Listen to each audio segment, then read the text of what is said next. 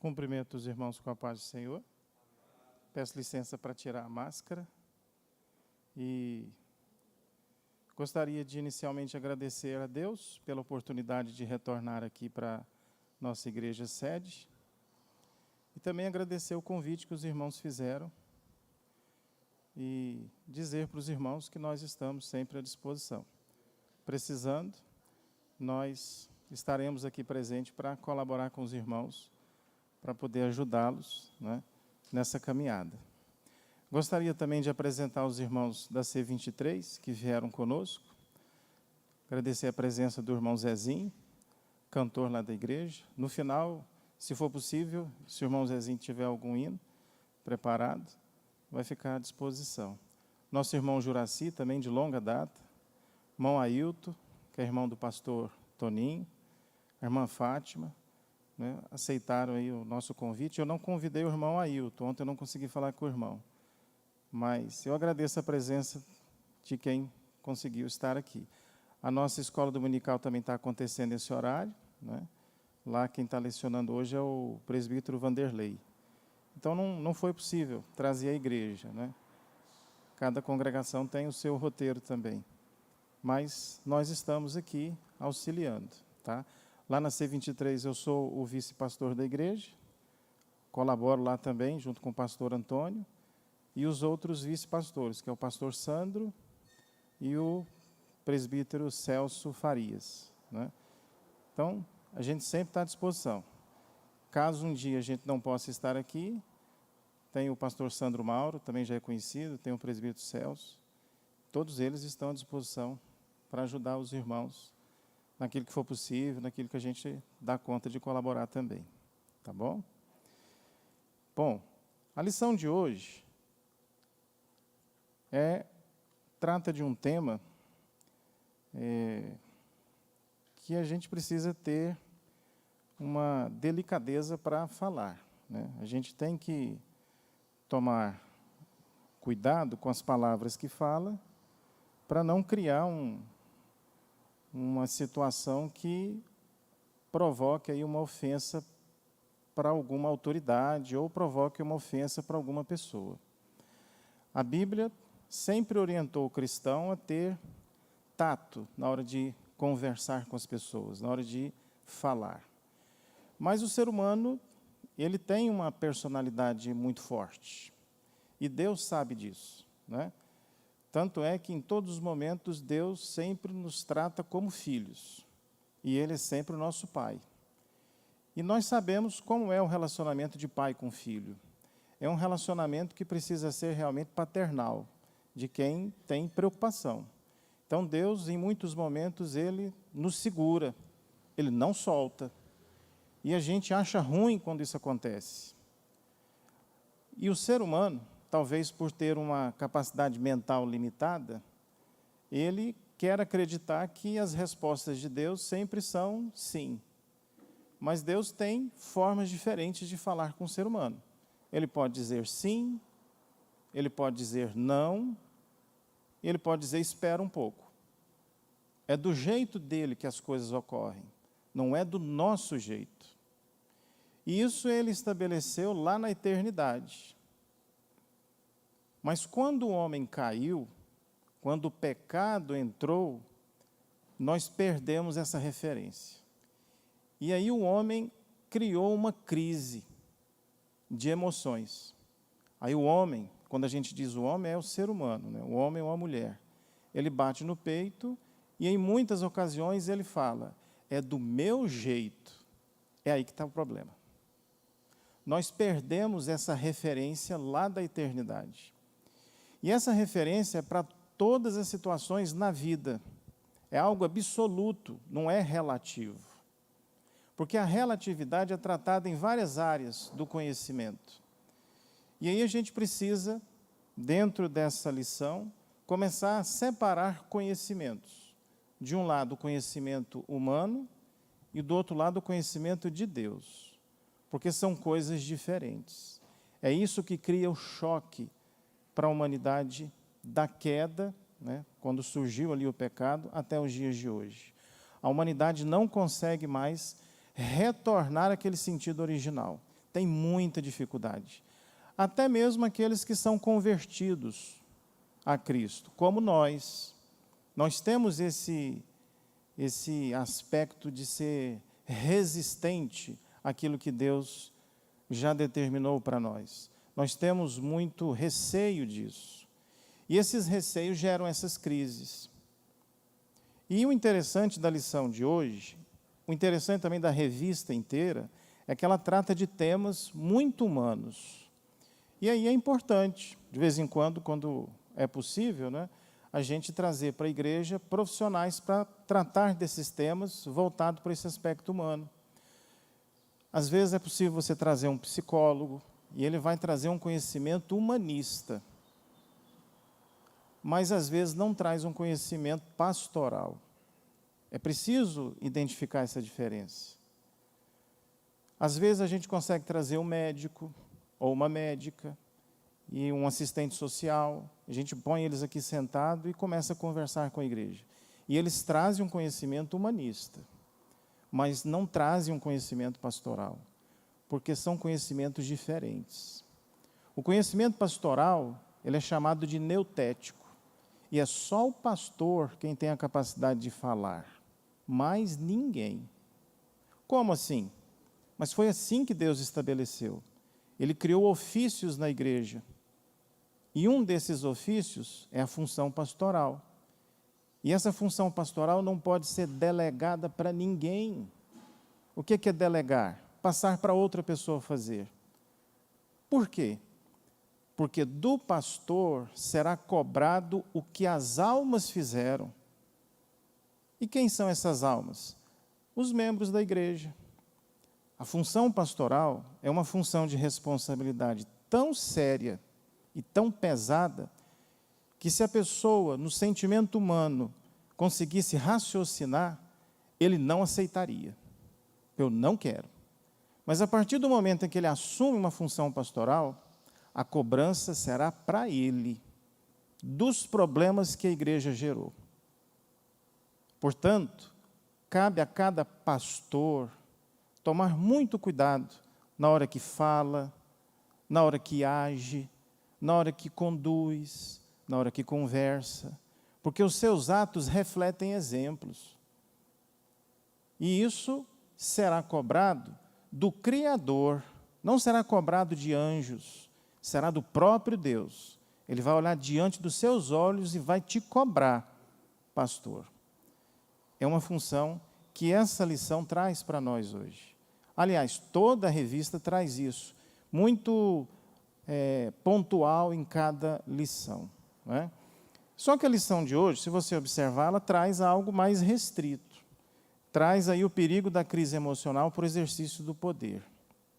Você pode observar isso se você tiver a sua revista, você pode acompanhar, você pode perguntar, você pode questionar, e a gente vai estar aqui à vontade. Prometo aos irmãos que até às 10 horas, pouquinho mais, 10h05, eu vou estar concluindo. A gente precisa ser bem pedagógico, bem objetivo, para não ficar delongando muito. E o tema da lição você pode acompanhar. Ele trata assim: o perigo da crise emocional no exercício do poder. E aí você observa que a lição tem seus fatiamentos, ela é dividida. Você pode acompanhar aí na sua lição. Ela começa com uma introdução. Acompanha aí a introdução para nós.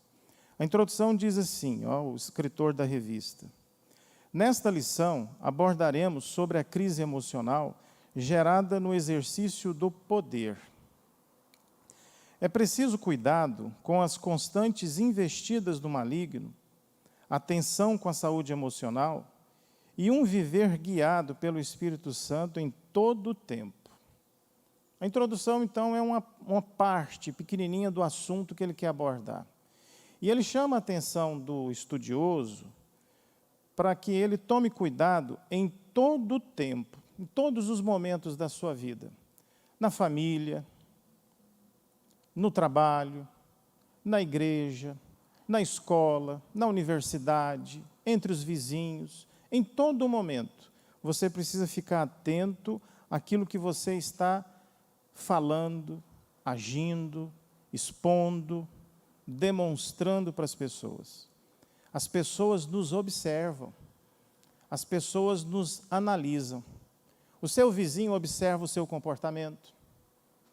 E às vezes o seu comportamento prega muito mais do que você pegar um microfone e falar. A sua esposa observa o seu comportamento.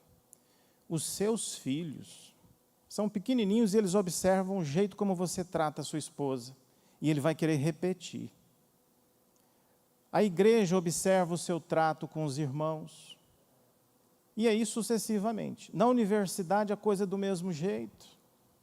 Em todos os locais, sempre tem alguém te observando. Isso num plano humano. E num plano espiritual, a observação é mais intensa.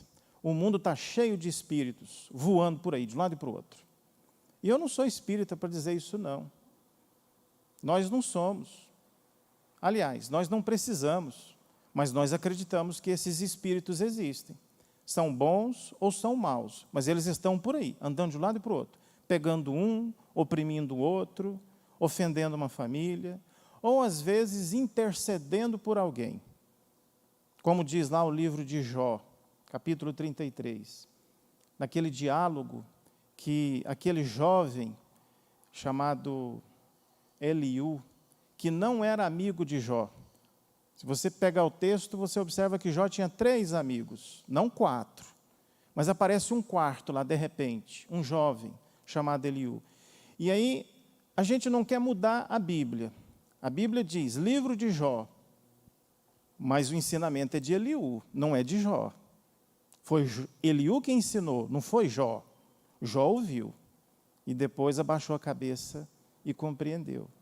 E um jovem, quer dizer que o poder pode ser dado para quem é idoso e pode ser dado para quem é jovem também. Depende de como ele vai ser usado. E Eliú, com toda a cautela, chega para Jó e diz, Jó, conserta a sua vida, porque você está agindo errado. E Jó abaixa a cabeça e escuta o discurso de Eliú. E Eliú diz para Jó, se o ser humano tiver um anjo intercessor, pode ser que Deus afaste a morte, o prejuízo daquela pessoa. Depois, com o tempo, você pode ler lá. E Jó abaixa a cabeça e compreende isso. Você pode ter um anjo intercessor do seu lado, mas não é anjo da guarda não, tá? É bem diferente. Não é aquele anjo que você tem que acender vela para ele. Porque anjo que você tem que acender vela, ele está mais no escuro do que você, concorda? Perdeu o sentido, né? Para que acender vela? Ele é que tinha que clarear. E aí você vê esse texto lá no livro de Jó. E aí você observa que essa é a introdução que o escritor traz. E ele vai fatiando a lição em pontos, não é? Olha lá no ponto 1. O ponto 1 diz assim, a tentação por busca de poder. Esse é o primeiro ponto. Aí o segundo ponto, você pode acompanhar pela sua revista. O perigo da crise emocional. Crise, dificuldade, tristeza, choro, angústia. Obrigado. Outras situações que envolvem problemas nesse sentido.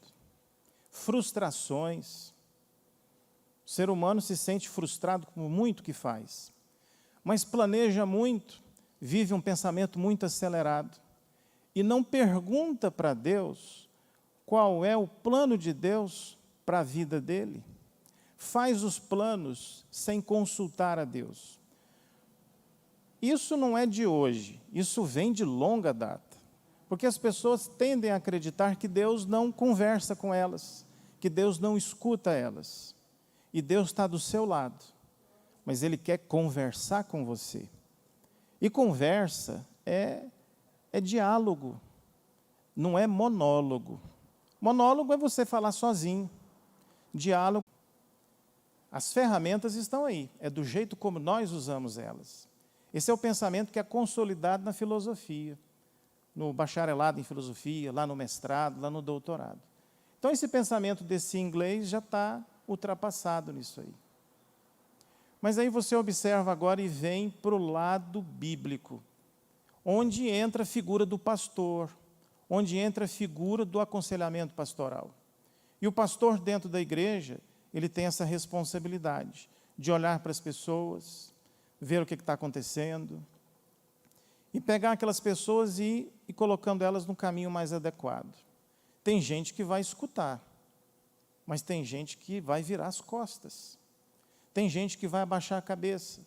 E tem gente que vai fazer pouco caso do pastor, vai ignorar ele, vai deixar o pastor de lado e às vezes vai até criar situações constrangedoras para o pastor. Mas o pastor vai estar ali, firme, até o último dia do trabalho do pastorado dele.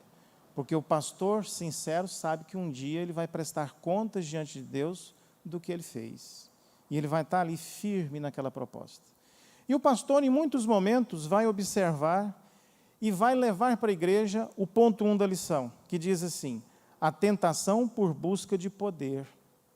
E o pastor vai falar com a igreja e vai falar assim: igreja, a igreja precisa tomar cuidado porque existe um inimigo das nossas almas que fica andando ao nosso redor, nos causando problema todo dia. Ele não é nosso amigo, ele não está aí para nos ajudar, mas a meta dele é sempre causar problema para a nossa vida. Quem que é esse nosso inimigo? Satanás. É claro isso na eternidade. A Bíblia relata, lá em 1 Pedro, acho que é isso mesmo, 1 Pedro, quando ele diz assim: sede sóbrios. Pedro, olhando para a igreja, arregala os olhos, olha o que está acontecendo ao seu redor, sede sóbrios, larga de um comportamento emocional, porque Satanás anda ao seu redor procurando a quem tragar. E ele faz uma comparação simbólica, é um simbolismo, a Bíblia é cheia desses simbolismos. É como se fosse um leão querendo pegar uma vítima, e ele vai atacar na sua fraqueza. Qual que é a sua fraqueza? Dinheiro? Mulher? Poder? Vaidade? Aparência? Nós vivemos hoje um mundo onde as pessoas valorizam muito mais a estética do que a ética. A pessoa quer ser belo por fora, mas podre por dentro. Vivemos uma época em que a sociedade, isso não é de hoje também, em que a sociedade cria as pessoas com um sentimento de arrogância, um sentimento de avareza, um sentimento de maldade em relação ao próximo, um sentimento de superioridade, de racismo, até dentro das igrejas. A história relata que o nosso movimento pentecostal surgiu também muito para correr desse racismo que era praticado lá nos Estados Unidos. Os irmãos que iam para a escola dominical nos Estados Unidos, que eram negros, eles não podiam entrar na igreja. Por quê? Porque eles assistiam do lado de fora. Até que alguém chega e fala: Senhor, todos nós somos seus filhos. Coloca uma pá de cal nisso, põe um ponto final, e aí estoura o movimento pentecostal. E as primeiras igrejas eram basicamente formadas por negros, as primeiras igrejas pentecostais. Porque os nossos irmãos brancos tinham esse comportamento horrível. E hoje, às vezes, isso ainda acontece. Um pouco sorrateiro, mas ocorre. E é feio essas coisas. E aí você observa o seguinte: Satanás, como é nosso inimigo, ele vai preparando esse terreno para derrubar as pessoas. Então ele cria uma situação intelectual bem diferente daquela que ele usou na época do Império Romano, de prender, matar e destruir as pessoas. Ele vai minando nas fraquezas. Qual é a sua fraqueza? É mulher?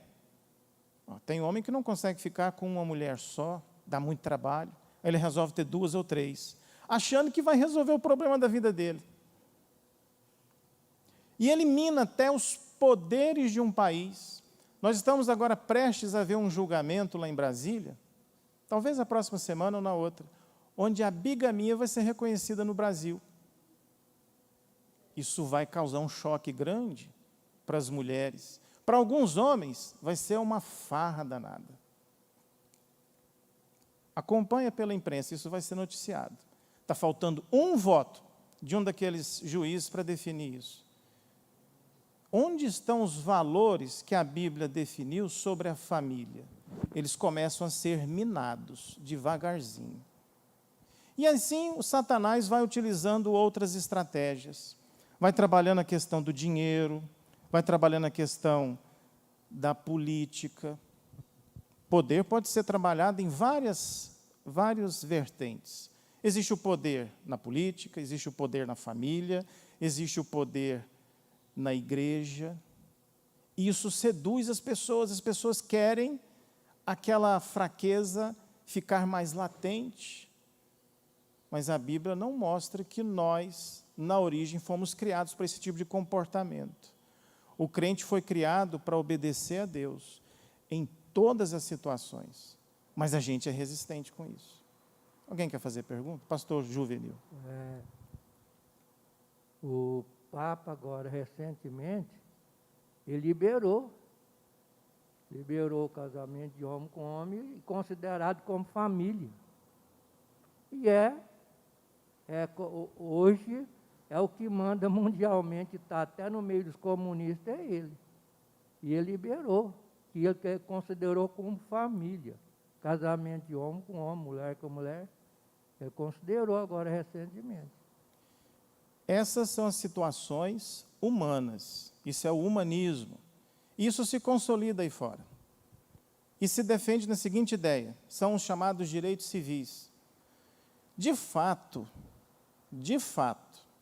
se nós formos observar esses problemas pelo aspecto do direito civil, isso está enquadrado nessa proposta. E nós não podemos fazer nada, nós precisamos só respeitar.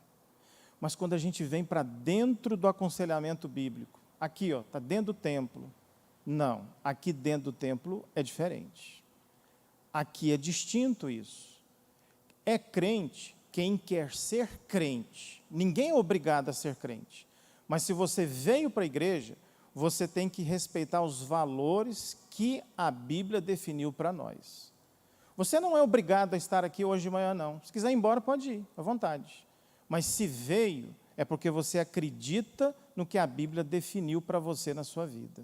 E você cumpre isso por laço de amizade com Cristo. Não é porque você está ali com aquele medo, aquele receio. Não, eu acredito nisso aqui, eu vou cumprir até o fim da minha vida. Essa é a grande diferença que existe e que acaba chocando as pessoas lá fora, e isso precisa ser explicado para a igreja também. E aí o ponto 1 trata disso, a tentação por busca de poder. Aí você acompanha no decorrer da lição que diz assim, somente Deus é onipotente. O que o pastor Isaqueu quer dizer? Meus irmãos, só Deus tem poder, o ser humano não tem. Nós somos criados lá na eternidade para obedecer a Deus. Deus define algo para nós, cumpra, não questione. Mas aí vem alguém lá na eternidade, e aí é um simbolismo bíblico, o simbolismo da serpente, e seduz a humanidade, e diz assim, para que obedecer a Deus? Larga de ser bobo, você é racional, larga isso de lado, tome conhecimento da árvore, do conhecimento do bem, do mal, e aprenda a dizer, não quero. E aí Eva olha e fala, mas eu posso dizer isso para Deus? Claro que você pode. Olha para Deus e diz, não vou te obedecer. E ponto final, é do meu jeito. E as coisas começam assim. Leva essa informação também para Adão. E Adão olha e fala, mas nós não podemos agir assim não, a gente foi criado para obedecer a Deus. Larga de ser bobo, Adão. Diz não para Deus. E Adão, tudo bem, então vou dizer não. Esse ou isso começa o grande problema da humanidade. E aí Deus aparece, tudo em forma de simbolismo, para conversar com eles na viração do dia. Isso é simbólico. Deus quer conversar. Fala, Adão, quem foi que te ensinou a dizer não para mim? Eu sou o Criador. Tudo que eu planejei para você vai dar certo, Adão. Eu não acredito, não. Eu não acredito que o Senhor planejou as coisas para mim para dar certo. Adão, faz assim, não quero. Então tá, Adão, a minha regra é muito clara. Para ficar comigo, ou cumpre as minhas regras, ou você então está fora. Não quero, então sai do Éden. E eu vou colocar aqui alguém, isso é simbólico, e não vou deixar você em coisas que é bem infantil, bem simples, até fácil de ser divulgado para as pessoas. E a humanidade vem caindo só em derrocada. E todo mundo quebra a cabeça quando olha para Deus e fala, não vou fazer, não quero, não aceito, não é desse jeito, eu quero fazer da minha maneira. E é só problema atrás de problema. E um desses é a questão da crise emocional. E aí você observa, será que no passado alguém também feito por Deus, até ungido, também cometia esses erros? Também, e são vários exemplos. Eu vou citar aqui 2, depois você pode ler com calma lá na sua casa. Tem um texto de 1 Crônicas, capítulo 21, verso 1. Ele é muito esclarecedor, para você ver como Satanás atrapalha a sua vida. 1 Crônicas 21, verso 1. Lá fica registrado assim, e o diabo incitou Davi. O que é incitar? Ele fica ao redor provocando problemas. O diabo fica ao redor provocando problemas na vida da pessoa. Quem que era Davi? Ungido de Deus. E Davi caiu nessa incitação. E qual foi o problema lá registrado em 1 Crônicas? Deus tinha falado para Davi, eu vou fazer de Israel uma nação muito poderosa. Acredita. Davi falou, não acredito não. Eu vou fazer primeiro um censo. Eu vou contar quantos homens tem, quantas mulheres. Depois eu faço isso aí. E Deus ficou extremamente chateado com esse comportamento. E deu uma punição severa para Davi. Escolhe 3 problemas que você vai ter que enfrentar. Depois você lê lá. Ou a minha espada, ou então problema com peste, ou outra situação. E Davi ficou chocado com o problema. Oh, mas era uma coisa tão simples, bastava acreditar. É tão simples acreditar em Deus, mas as pessoas não conseguem. Elas não querem ouvir a voz de Deus. Esse é o primeiro exemplo para você perceber. E isso gera uma crise de poder, de emoção. Poxa, mas eu sou rei, eu faço. Você é rei porque Deus permitiu. Você é uma autoridade, foi porque Deus permitiu. Não é a sua capacidade que fez você chegar lá. Baixa a sua bola, numa linguagem bem jovem. Baixa a sua bola. Não, eu não acredito nisso. Eu é que cheguei aqui pelo meu esforço. O humanismo trata muito disso. Esforço próprio. É muito bom, mas a Bíblia traz algo diferente. Você se esforça, mas a graça vem de Deus. Tem pessoas, e você já viu isso, que tem tudo para dar certo na vida. É bonita, tem os olhos azuis, né? Não é igual o meu. Tem altura, não tem barriga, né? É musculoso, mas não dá certo na vida. O que ele faz, tudo dá errado. Já notou esse tipo de gente? Tem mulheres que são bonitas, falam bem, mas não dá certo na vida. Casa uma vez, 2, 3, não dá certo, não vai para frente. Por quê? Tem uma explicação nisso aí. Isso gera crises na emoção da pessoa, na frustração dela. Por quê? E é tão fácil resolver esse problema, que um aconselhamento pastoral orienta. E o pastor, às vezes, não é doutor, ele é um estudioso da Bíblia. E ele diz assim para a pessoa, faz assim, fulano, vai dar certo. E a pessoa, não vou fazer, não quero, não aceito, não me oriente. E a pessoa vai dar murro em ponta de faca do mesmo jeito. Você vai observar isso aqui no exemplo que o pastor Isaqueu traz. E aí ele mostra, somente Deus tem poder. De fato, é só Ele mesmo. Nós não temos nada. Nós somos abaixo disso, criatura dele. Mas Deus faz tanta coisa boa para nós quando nós aceitamos o que Ele planejou para nós. É como Cristo dizia, somente crê. Creia. E por que tem pessoas que você olha para ela, ela é pequena, cabeçuda, feinha, fala mal, pé torto, de tudo que é uma coisa que não é estético. E ela vira dona de um banco, vira dona de uma construtora, vira dona de um canal de televisão, começa a vender caneta na balsa, começa a vender caneta Bic na balsa lá de Niterói para o Rio de Janeiro, na década de 50, vender caneta Bic. Você bota fé em alguém que vai vender caneta Bic? E hoje ele se torna o quê? O dono de uma emissora de televisão, dono de banco, está com 90 anos e está lúcido, né? Você conversa com ele, ele está bem esperto. Ele não tem o 2º grau, você sabia disso? Não tem nem um curso superior. Exatamente. Por que tem coisas que dá certo para uma pessoa e tem coisas que não dá certo para outra que tem tudo para dar certo? Porque a pessoa olha para Deus e pergunta para Deus: Senhor, qual que é a sua vontade na minha vida? Eu estou pensando que é isso aqui. E aí Deus fala assim: não, fulano, não é isso não. Eu quero que você faça outra coisa. Ah, tudo bem, eu vou fazer. Aí as coisas encaminham, as portas se abrem de uma forma que você não entende. E outro diz assim: não, eu dou conta. E as coisas só dão derrocada para trás. Só anda para trás. É isso que o pastor Ezaquiel quer trazer para nós. Está embutido aqui no miolo da lição. E nós perdemos isso lá da queda do homem para cá. E aí você observa, vai lá para o item 2. Vamos lá para o item 2 da revista. O perigo da crise emocional. O que a lição traz sobre crise?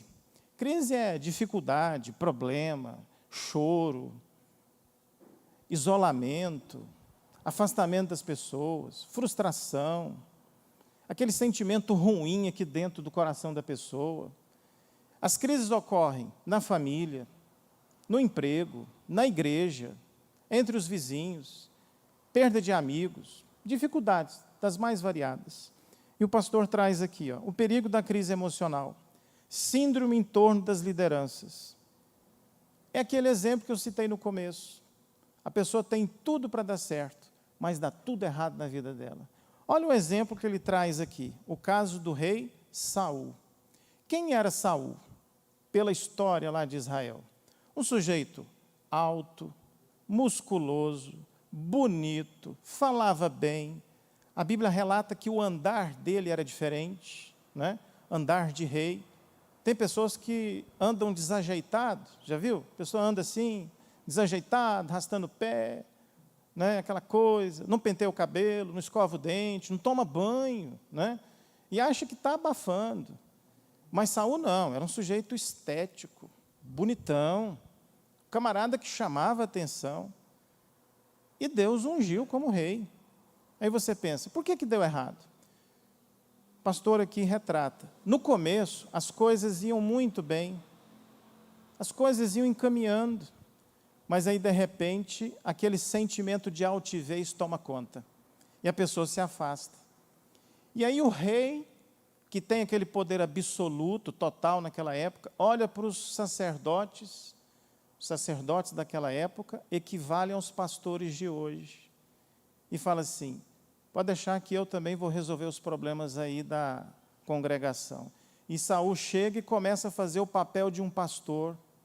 E a Bíblia diz, papel de pastor é uma coisa, papel de rei, de político, é outra situação. As coisas não se misturam, não pode. Ou faz um ou faz o outro. E aí Saul começa a fazer isso. E outros também pecaram do mesmo jeito. E aí o profeta chega e fala assim, fulano, você fez uma coisa errada demais, isso vai repercutir para a sua vida, arrepende. Eu falei, eu me arrepender? Eu sou rei, por que eu vou me arrepender? E aí você começa a ver a derrocada de Saul. E ele vai derrocando, caindo, até chegar ao fim da vida, de uma forma lastimável, horrorosa para quem era rei naquela época. Esse é o exemplo de situações que geram crises. E você pode trazer esse exemplo para dentro das igrejas também? Pode. Você tem que ter cautela para abordar o assunto. Porque hoje, a nível mundial, é um problema. É uma dificuldade muito grande. Mas é um problema semelhante ao de Saul. E o próprio Cristo já tinha ensinado os discípulos. Olha, se alguém dentre vocês se levantar aí querendo ser maioral, corre dessas pessoas. Eu não preciso disso. Olha o exemplo que eu trago aqui para a humanidade. Eu sou o próprio Deus. E olha como é que eu vim aqui para viver entre vocês. Eu vim como carpinteiro, eu vim pobre, eu não tenho boa aparência, não ando a cavalo. Qual que era o meio de transporte de Cristo? A pé ou de jumento. E não reclamo da minha autoridade celeste. Olha o exemplo que eu dei. As pessoas na época não compreendiam isso, como tem muita gente que hoje não compreende essa situação. E ele dizia, o meu reino não é deste mundo. Eu não vim criar aqui uma situação social, mas as pessoas não compreendem isso até hoje. Criam essa dificuldade. E aí você vê frustrações. A pessoa poderia estar muito bem, feliz, fazendo outra atividade, mas ela é frustrada fazendo aquilo que ela não está lá. E aí vem um ensinamento do apóstolo Pedro. Eu considero que Pedro foi uma pessoa sofrida na vida. Você vê ali no começo dele andando com Cristo, Pedro era uma pessoa psicologicamente perturbada, andava armado, né? Arrancava da espada dele para arrancar a cabeça dos outros e cortar a orelha. E Cristo olha para Pedro e fala assim, Pedro, para com essas coisas, você não aprendeu nada comigo nesses 3 anos? Quem vai ferir pela espada vai morrer por ela também. Ah, Senhor, eu não dou conta disso. Pedro, você vai ter que melhorar muito, Pedro. Mas ele melhorou. Pedro é um exemplo muito importante de como uma pessoa sai do pensamento particular dela e entra naquilo que Deus quer para a vida dela. E ele deixa algo registrado para nós, pastores. É uma orientação para nós. E eu digo para os irmãos, esses são os verdadeiros apóstolos, não são os de hoje. O de hoje a gente fica preocupado com isso. E aí quando você abre lá em 1 Pedro, está lá no texto, 1 Pedro, capítulo 4, ele fala assim para nós, pastores, olha, apacenta as ovelhas espontaneamente. Não vem para a igreja com raiva, não vem para a igreja irado, tem que estar aqui de forma espontânea, de bom grado, para fazer essa atividade.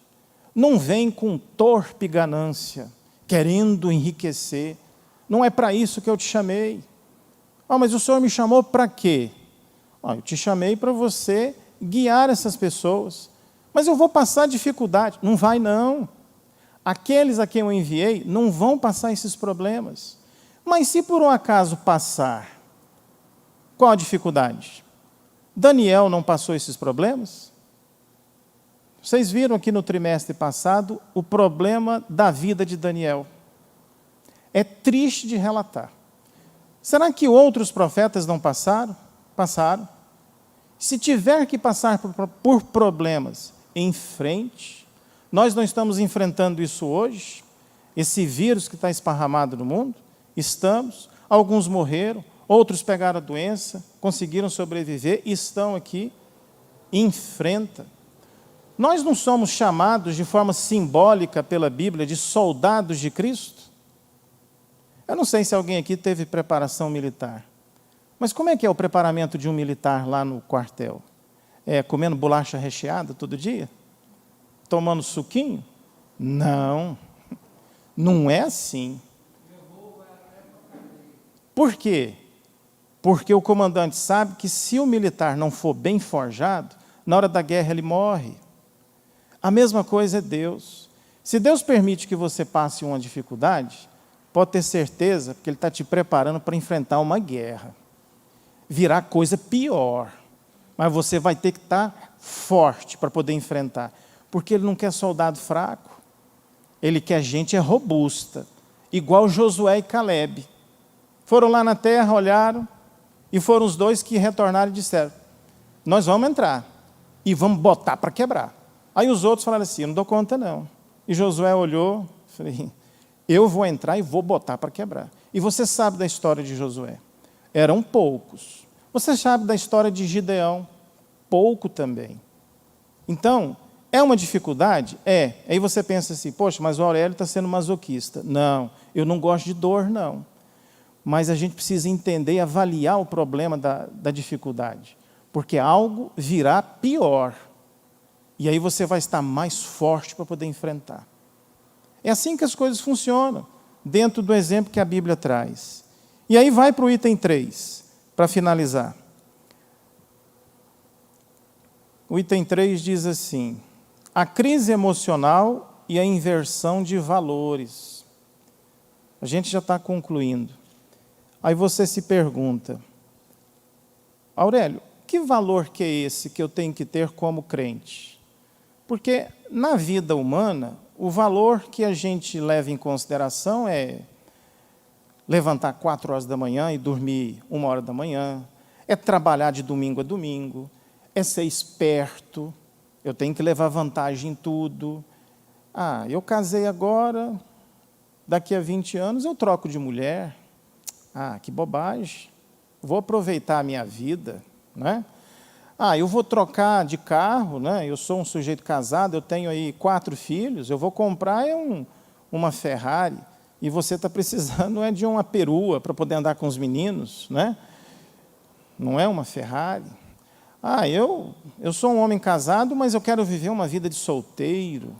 E os seus filhos estão ali clamando a sua presença de pai ou de mãe, e você terceiriza a paternidade, entrega na mão de outras pessoas, terceiriza a maternidade.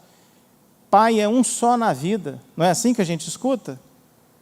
É um só na vida, você não vai ter outro. Aqueles que têm sorte de acompanhar a velhice do pai, chegando ali aos 80, 90, é uma beleza, mas ele vai partir um dia, e é só um na vida, não tem outro. E aí o sujeito terceiriza. E filho, também é só um na vida. Você pode ter 2, 3, 4, mas é um só. Não tem um que substitui o outro. E aí você terceiriza, deixa de lado, larga essas coisas. E aí o pastor Isaqueu traz aqui para nós a crise emocional e a inversão de valores. O que está ocorrendo hoje em dia e também ocorria no passado? É que as pessoas estão perdendo ou estão esquecendo os valores que a Bíblia registra para nós. A gente é crente por espontaneidade. Irmãos, lá por volta dos anos 1890, os nossos irmãos da igreja metodista criaram um método para levar o evangelho, lá nos Estados Unidos. Eles saíam da Inglaterra, iam pregar nos Estados Unidos, aí eles faziam assim, ó. Isso não é invenção nossa da Assembleia de Deus, não, nós copiamos. Eles subiam lá no curral, os pastores pregando, não tinha microfone, aí olhavam para os americanos e falavam assim: quem quer aceitar Jesus? Levanta a mão. Aí o americano levantava: então vem aqui para frente. Esse é o método metodista que eles criaram lá nos Estados Unidos. Nós copiamos hoje e fazemos isso. É bom, isso é bacana. E quem vem aqui para frente? Vem forçado? Alguém vem com um revólver na nuca do sujeito? Né? Um diácono que está na porta, vai lá na frente, você tem que ser crente, senão você vai passar para o caixão. Não, você vem espontaneamente, você vem rindo, outros vêm chorando, e passa algum tempo, a pessoa conta um testemunho e fala assim: eu era uma pessoa embriagada, larguei a bebida, eu mexia com droga, larguei a droga, eu bati na minha mulher, não faço mais isso, e tal, mudei de vida. Olha o tanto que é interessante esses testemunhos, tanto que isso é bonito, mas é tudo espontâneo. E se tudo isso é espontâneo também o cumprimento dos valores que a Bíblia retrata. E aí eu cito de novo o exemplo do apóstolo Pedro. Experiência pessoal dele. Lá no capítulo 4 da primeira epístola de Pedro, você pode ler: as virtudes recomendadas. O que é que o crente tem que ser na vida? Longânimo, educado, honrado, respeitar as pessoas, humilde, afastar a soberba, saber reconhecer seus limites. Olha, isso aqui eu não dou conta de fazer, eu não vou fazer. Não explorar os outros, não criar discriminação em relação aos outros. Isso são as virtudes. Mas as pessoas não querem mais cumprir isso. Elas não têm mais esse interesse. Porque elas acham que quem age dessa maneira é bobo. Crente é ficar bobo. Eu escuto muito de colegas meus falando assim: Aurélio, eu tenho uma dificuldade de ir para a igreja porque eu vou ficar bobo. Eu falei: rapaz, você vai virar mais inteligente, você vai ficar mais bonito, mais atraente para sua esposa, você vai se sobressair. e eles olham e ficam rindo com cara de deboche. A sociedade é zombadora, você sabe disso. Alguém já zombou de você quando você veio para a igreja com a Bíblia debaixo do braço? Ou ninguém nunca zombou? Você sabe. Alguém já apontou o dedo e falou, vai lá o crentinho. Não é assim que as pessoas falam? E a gente olha para essas pessoas e o que a gente faz? Ora por elas. É uma virtude. Ore pelos seus inimigos. Ore por eles. Mas o mundo ensina o contrário. Pega o seu inimigo e arranca o pescoço dele. Não é essa virtude que a Bíblia traz. E aí o pastor Isaqueu diz, uma crise emocional com inversão de valores. E aí você vê essa crise vindo para dentro das igrejas. É isso que gera essa dificuldade para muitas congregações, para muitas denominações. E tem denominações esparramadas pelo mundo inteiro, com esses tipos de problema. E outras que não têm. Por quê? Porque a pessoa ainda valoriza aquele molde. É como se fosse um quadro, né? Uma moldura de crente. Você tem que ser crente dentro desse molde aí. E aí, concluindo a lição, o que faz um crente ter essa saúde espiritual, esse pensamento mais leve, essa serenidade para viver, essa calma? Às vezes você escuta uma pessoa e fala assim, fulano de tal tem uma vida diferente, é pobre de maré de si, mas ele é feliz. Tem outros que são bilionários, mas são felizes também. Não é a riqueza que é o pecado, é como você usa ela para a maldade. Por que algumas pessoas se sentem bem na vida e outras parece que tudo dá errado para elas? Porque você olha na conclusão, e o pastor Isaqueu encerra dizendo assim, a relação entre poder e saúde emocional merece atenção nossa. A gente tem que ficar atento para isso. A receita contra isso é entender que nós temos dependência de Deus. É viver o Pai Nosso. Lembra da oração do Pai Nosso? Seja feita a tua vontade, não é a minha. Ah, mas a minha, deixa de lado. Eu vou cumprir a vontade do Senhor. Mas Deus fala comigo mesmo? Fala. Deus conversa comigo mesmo? Conversa. Seja mais sensível. Deus pode falar em sonhos. O livro de Jó fala isso. Deus pode falar em visões. Deus pode falar com uma pessoa cantando aqui na igreja. Deus pode falar com um vizinho que chega com uma palavra do nada e leva para você. Seja mais sensível à voz de Deus. Ele vai te mostrar o caminho. Ele tem uma preocupação com a sua vida. Ele quer te ver feliz. Ele não quer ver você chorando pelos cantos, amargurado, triste, frustrado, decepcionado. Deus não quer isso, não. Se vier a acontecer, está dentro do plano dele. Mas Ele não quer que isso ocorra rotineiramente na sua vida. Ele quer ver você com um sorriso no rosto. Ele quer ver você com autoestima. Olha para cima, enfrenta as coisas. E como diz o salmista, firma o passo. Não é assim que Davi dizia? Firma o passo e caminha. Porque o nosso alvo é Canaã celestial. Deus te abençoe, Deus te guarde, Deus te dê a paz na sua vida e seja feliz ao lado de Jesus, porque Ele é teu amigo. Amém? Deus te abençoe.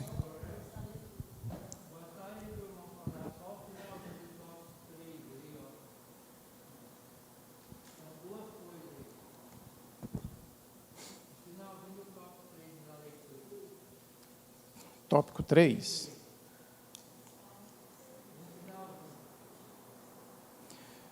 Se as suas ações em casa, é isso? Sem equilíbrio, há uma pergunta do pastor Juvenil. Está lá no final do item 3.3. Sem equilíbrio e temperança, as credenciais do obreiro para nada servirão. Se suas ações em casa não demonstram isto, está reprovado. As coisas começam em casa realmente. É o exemplo. Timóteo mostra isso. Se o obreiro não sabe cuidar da sua casa, como é que ele vai dar conta de cuidar da igreja? O obreiro precisa estar bem dentro de casa. Vai ter problemas? Vai. Às vezes uma briga com a esposa, uma relia com o filho, é ser humano, isso acontece. É inevitável. Mas essas coisas têm que ser contornadas. Eu posso ser obreiro e deixar a minha mulher passando fome dentro de casa? Não posso. Está errado isso. Eu posso ser uma obreira e deixar a minha casa imunda, suja? Não, não posso.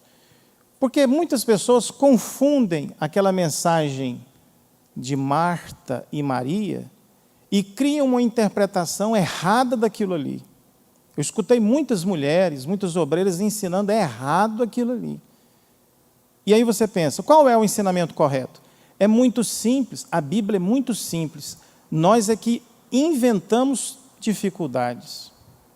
Marta e Maria eram mulheres muito bem-sucedidas na época, em todos os sentidos, financeiramente, emocionalmente. Elas eram mulheres de exemplo naquela sociedade. Ela e o irmão dela, Lázaro, não eram mulheres frustradas na vida, eram mulheres resolvidas. Elas sabiam o que queriam. Maria, inclusive, quebrava um vidro de bálsamo que podia custar uma fortuna e perfumava os pés de Cristo. E para ela não fazia diferença financeira. Está lá registrado na Bíblia. Mas o que aquele ensinamento quer trazer para as mulheres? Não só para as mulheres, para nós também, homens. Quando Cristo chega na casa dela e de Lázaro, Maria para a atividade empresarial, para a atividade de consultório, de clínica, para tudo. Eu quero agora escutar o conhecimento. Leitura na época era algo muito difícil. Comprar um papel de papiro era algo muito caro na época. E Cristo tinha tato para perceber isso. O ensinamento de Cristo era verbal. Você vê algum texto escrito por Cristo? Ele não deixou nada escrito. Quando muito, a Bíblia retrata que ele registrava alguma coisa na areia. Ele sabia a pobreza das pessoas. Os textos escritos foram surgindo depois, pelos apóstolos. As pessoas não tinham condição de comprar. Então, Cristo falava. Poxa, ele é o próprio Deus. Maria percebeu isso. Meu amigo, se o próprio Deus vem na minha casa, eu paro tudo para escutá-lo. Não importa o que vai acontecer.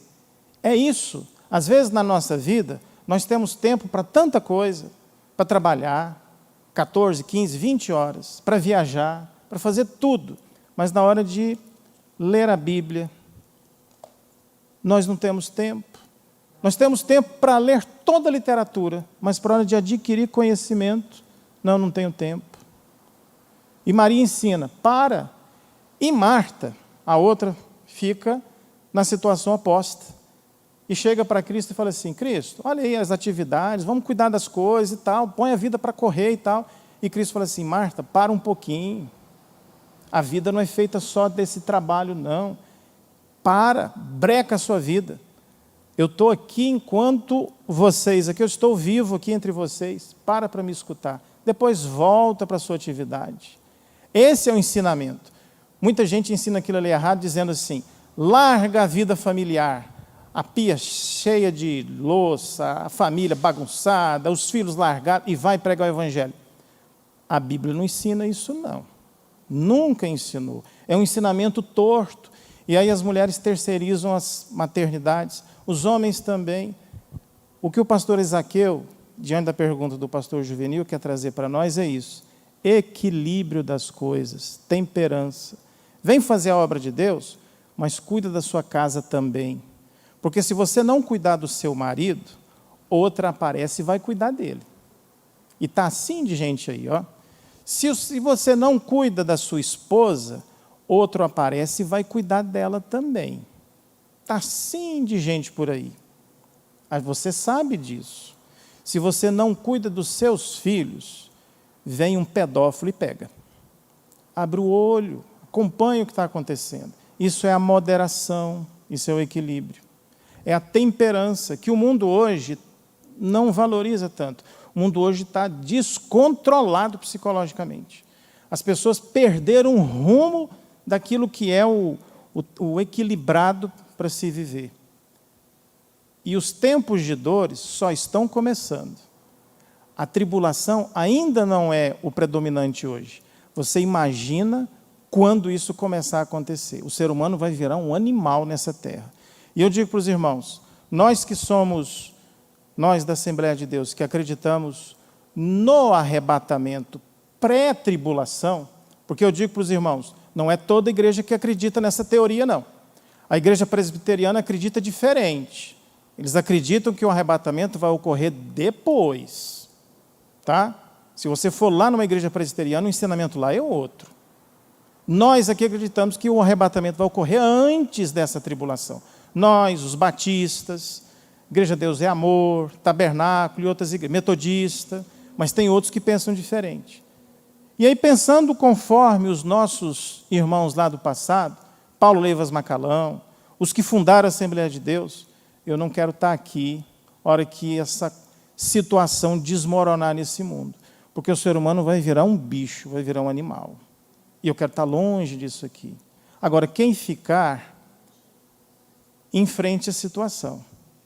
Mas eu quero estar bem longe, num plano diferente, na presença de Deus, numa situação bem distinta. É esse o sentido. Busque equilíbrio na sua vida, não é? Não seja extremista, radical demais. No governo, hoje, a gente vê essas coisas, né? Fala o que não quer, escuta o que não quer, não é? Por que não controla a língua no momento de falar? Não falta orientação. É um sujeito já idoso, mas fala demais. É uma boa pessoa, a gente admira, mas precisaria segurar um pouco para se controlar. A mesma situação ocorre em casa. Às vezes fala o que não quer para a esposa é revida, não é? Então, controla a situação e tem uma vida equilibrada. Tem mais alguma pergunta?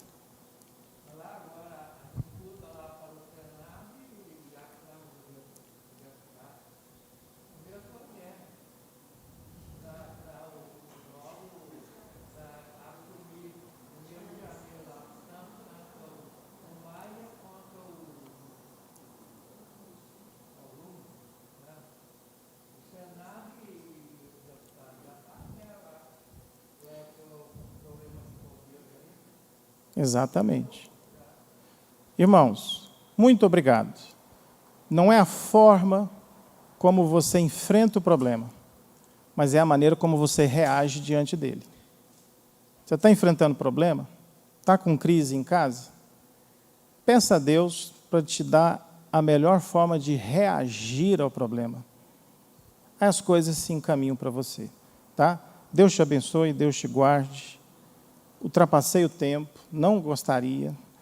Eu gosto de ser bem resumido para falar, mas muito obrigado pela oportunidade. E a gente se coloca à disposição em outros domingos. Amém? Tem que usar outro.